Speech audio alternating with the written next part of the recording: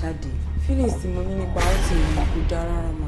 ẹ̀jẹ̀ Jésù Kristo ti ṣàlàdé àbòlúra. àmín. torí wípé ìwé mọ́ sọ fún pé búburú kan tí yóò ṣubú wa bẹ́ẹ̀ ni àrùnkárùn kì yóò súnmọ́ ọ̀dẹ̀dẹ̀ wa.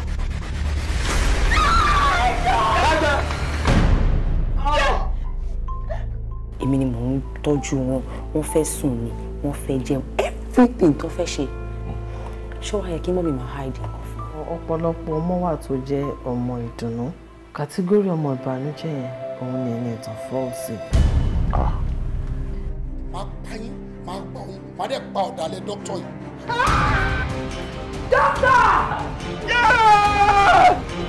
wọ́n jẹ́ pé ìwà ẹ̀ àti ìṣesí ẹ̀ kò bá ti wá mu kò bá wa dọ́gba rárá nínú ilé.